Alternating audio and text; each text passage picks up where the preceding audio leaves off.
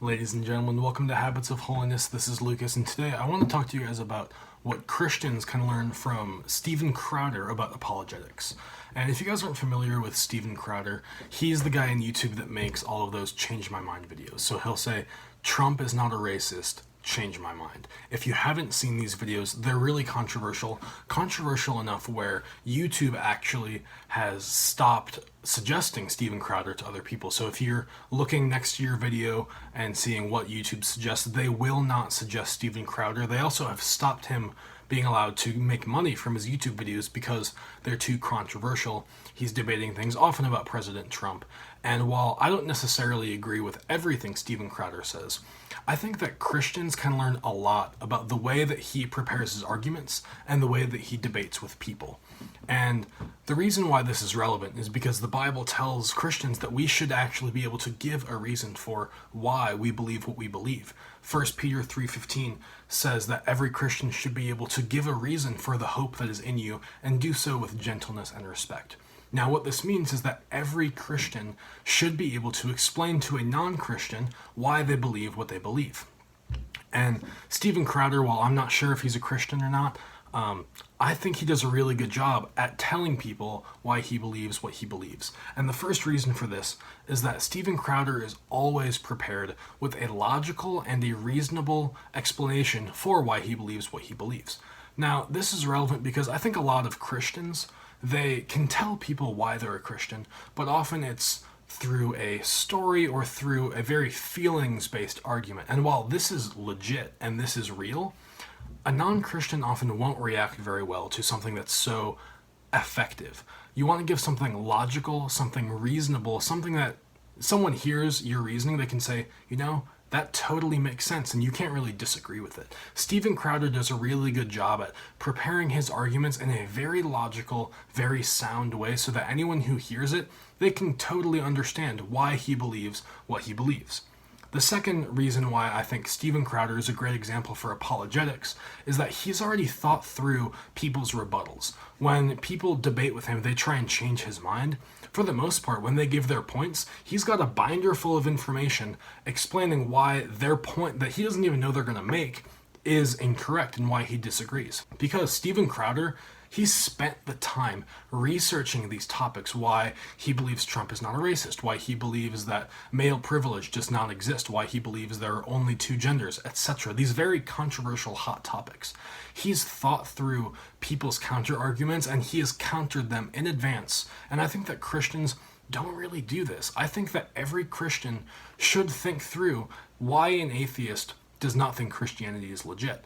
You should think through why, atheists have these arguments, or Islams, or Jews, people that are not Christians. They will have these set reasons for why they don't think Christianity is legit, and you should be able to, as a Christian, answer these arguments. You should have a reason for them. I think a great example of this also is Lee Strobel with his Case for Christ, Case for Creator, Case for Faith books. He goes through and asks people these questions that when he started writing these books, he was not a Christian.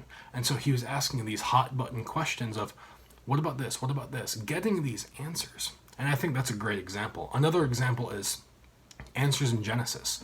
It's a ministry. They have the Creation Museum, the Ark Encounter, and I have a lot of their books, and they're great. And they go through reasons why the Bible is true. They have a whole series of books, How Do We Know the Bible is True? They have a whole series of books called Demolishing Alleged Bible Contradictions, things that people will say like, this in the Bible, this contradicts itself, therefore the Bible is not true. And they demolish those contradictions. And as Christians, we can use these resources to prepare ourselves to answer non-Christians when they say, well, what about this? We can say, well, have you thought about that? And Steven Crowder does this really well. He thinks through people's arguments and he is ready to tell people why he believes and to counter their points. And I think that Christians should be able to do that. Another thing that I think Steven Crowder does well in general is 1 Peter, he says, to give a reason for the hope that is in you and do so with gentleness and respect. And I think in general, Steven Crowder does a good job of doing this with gentleness and respect. Now, there are some times when people will get a little crazy with him. People will get very heated, very aggressive. And I think Steven Crowder's way of dissuading that is he gets very sarcastic.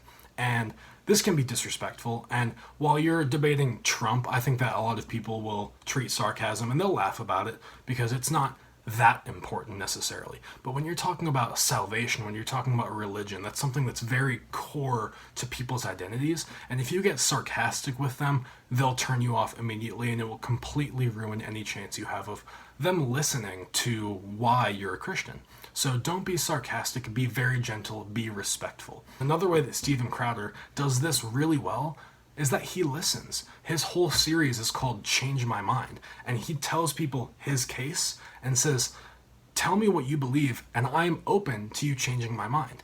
And Christians, I think when you're sharing the gospel with someone or talking to someone of another faith, I think that Christians often they approach the conversation of I am going to convert you, and the idea of listening to their point of view doesn't even necessarily cross your mind. I think every Christian, whether you expect them to change your mind or not, which I think most Christians would expect that, talking to someone of another faith, they're not going to change your mind if you are a follower of Christ. But listen to them. Allow them to feel heard, because if you're talking with a non-Christian, if you don't allow them to feel heard, if you don't take the time to listen to their perspective, why would they listen to you? I think Steven Crowder does a great job of taking the time to openly hear someone's argument, someone he knows disagrees with them, and then once they feel heard, he then takes the opportunity to respectfully and gently tell his argument reasonably and thoughtfully. And I think this is a really good way to have an apologetics conversation, to debate with someone in a way that is respectful by being prepared and knowing what you're going to say, knowing that you can counter their points because you've thought through it. You can give a very reasonable explanation in a way that is thoughtful, in a way that is respectful and gentle, and you can allow them to feel heard and be open with them.